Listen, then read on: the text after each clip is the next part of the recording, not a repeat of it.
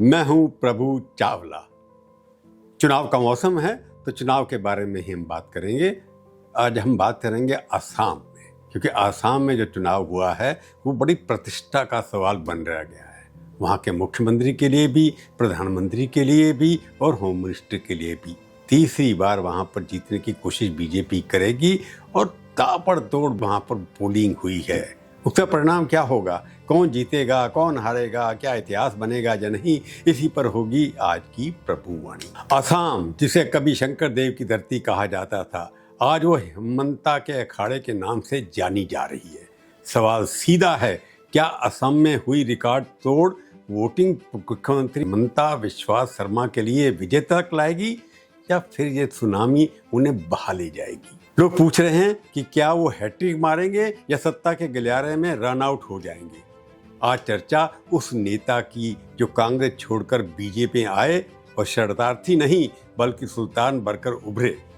लेकिन इस चमक के पीछे एक अंधेरा भी है। सांप्रदायिक विभाजन की राजनीति, उत्तेजित करने वाली भाषा, परिवार पर लगे भ्रष्टाचार के संगीन आरोप। असम से लेकर मणिपुर तक सरकारें बनाने और गिराने वाले हेमंता आज खुद एक बड़े इम्तिहान में फंसे हुए हैं।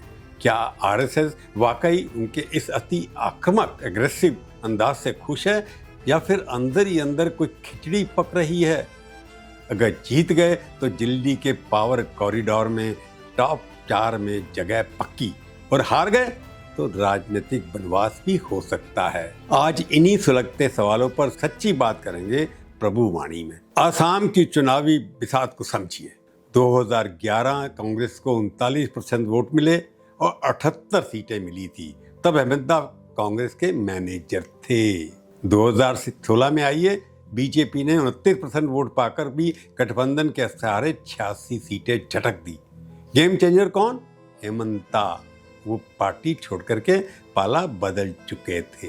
फिर 2021 में हेमंता ने बनाया अपना लड़ाई का मैदान के अंदर बीजेपी का अपना वोट शेयर बढ़ा, 33%।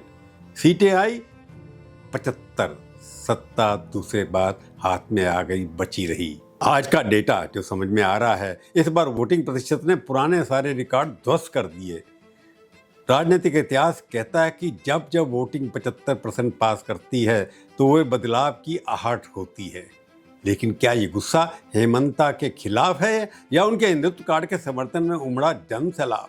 कहा जाता है कि जब हेमंता ने कांग्रेस छोड़ी तो उनके मन में एक टीस सी, एक हीन भावना की उन्हें सम्मान नहीं मिला जिसे वो हकदार थे। बीजेपी में आकर वो सिर्फ ना आसाम के बेटे बने बल्कि उन्होंने खुद को हिंदुत्व का पोस्टर बॉय बना दिया। हर जगह हिंदू आरएसएस के ऑफिस में जाने शुरू कर दिए।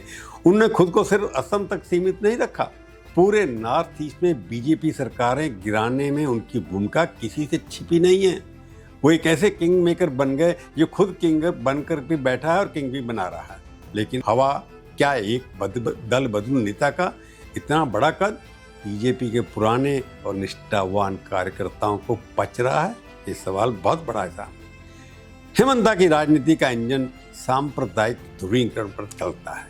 उनकी भाषा अक्सर बड़ी प्रोवोकेटिव होती है, जो समाज को 2 हिस्सों में बांटती दिखती है। आलोचक कहते हैं कि वो विकास की जगह विवाद को ढाल बनाते हैं। और अब बात सबसे गंभीर मुद्दे की, भ्रष्टाचार। उनके परिवार के खिलाफ, खासकर उनकी पत्नी, कंपनियों को लेकर जो आरोप लगे हैं, उन्होंने साफ सुथरी राजनीति के दावे पर कालिक पोत दी है। बीजेपी जिसे भ्रष्टाचार मुक्त भारत की बात करती है, क्या वहाँ हेमंता फिट बैठते हैं? यही वजह है कि आरएसएस और बीजेपी का एक बड़ा वर्ग उनकी छवि को दूरी से बनाकर चलता है। उन्हें लगता है कि हेमंता की राजनीति बीजेपी के मूल सिद्धांतों से ज़्यादा निजी वर्चस्व पर टिकती है। अगर चुनाव हारे तो ये सिर्फ सत्ता की हार नहीं होगी बल्कि हेमंता की उस अजय छवि का अंत होगा। दिल्ली का दरबार उन्हें माफ नहीं करेगा। उनकी प्रतिष्ठा पर ऐसी चोट लगेगी, पूर्वोत्तर का चढ़क कहलाने वाला नेता हाशिए पर चला जाएगा। अगर हैट्रिक लगी तो आप लिख करके रख दीजिए, हेमंता बिस्वा शर्मा का कद दिल्ली में पीएम मोदी, अमित शाह और जेपी नड्डा के बराबर खड़ा हो जाएगा, योगी के बराबर खड़ा हो जाएगा। वो बीच के शीर्ष 4 ताकतवर नेताओं में शुमार हो जाएंगे। उनका नाम दिल्ली में बड़े गर्व से लिया जाएगा। असम का ये रण केवल सीटों का मुकाबला नहीं है, एक ये विचारधारा और एक व्यक्ति के अस्तित्व की लड़ाई है। क्या आसाम की जनता उनके विवादों को भूलकर उनके काम पर मोहर लगाएगी या भ्रष्टाचार के आरोप उनके लिए नैया डुबा देंगे? इसका फैसला तो 4 मई को होगा, जब बक्सों से जनता का जनादेश निकलेगा।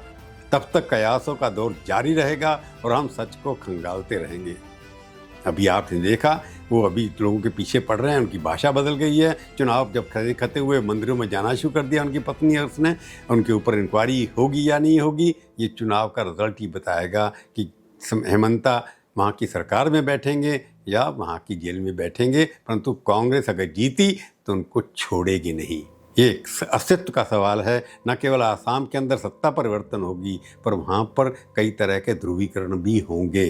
अगर हेमंता जीतते हैं, वहाँ पर सारा का सारा नॉर्थ ईस्ट जिसका भगवाकरण हेमंता ने शुरू किया था वो चालू रहेगा। अगर वो हार गए तो भगवाकरण जो हो रहा है उसके ऊपर विराम भी लग सकता है। असम का चुनाव ये भी तय करेगा कि बाहर से आया हुआ व्यक्ति जो कांग्रेस में था वो बीजेपी में आया है, क्या वो लंबे समय तक पार्टी के लिए एसेट बन सकता है या नहीं?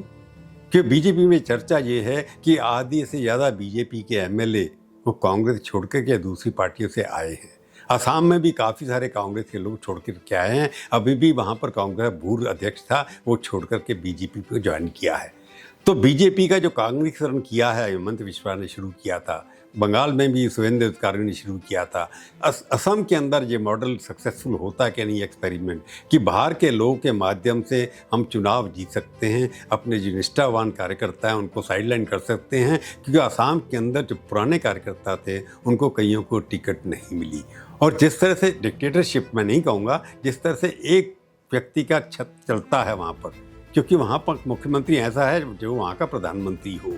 और हेमंत बिस्वा ने ये साबित कर दिया है कि वही एक मंत्री थे, वही मुख्यमंत्री थे, बाकी मंत्री उनके सामने कोई भी औकात नहीं रखते। उन्होंने संगठन को दरकिनार कर दिया था। अगर वो जीतते हैं उसके अंदर ये मैसेज जाएगा कि पार्टी के अंदर जो कलेक्टिव लीडरशिप होनी चाहिए वो असम में रहेगी नहीं रहेगी, या एक व्यक्ति पूरी सरकार को चलाता रहेगा, पार्टी को भी चलाता रहेगा, और वो भी सारी पार्टी के लिए देश भर के अंदर एक सूत्र भी बनेगा। असम का चुनाव केवल असम का चुनाव नहीं है, ये भारतीय जनता पार्टी की भविष्य की नीति, कौन उसमें आएगा कौन उसमें जाएगा ये भी तय करेगा। आज की प्रभुवाणी में केवल इतना ही। फिर मिलेंगे, किसी और व्यक्ति के बारे में बात करेंगे। चुनाव का मौसम है, चुनाव की बात करेंगे। तब तक के लिए धन्यवाद। जाने से पहले फिर वही मेरी एक रिक्वेस्ट, आप मेरे चैनल को देखिए, शेयर करिए, सब्सक्राइब करिए और टिप्पणी लिखिए, अच्छी बुरी खट्टी मीठी, मैं पढ़ूंगा ज़रूर, बुरा नहीं मानूंगा। जय हिंद।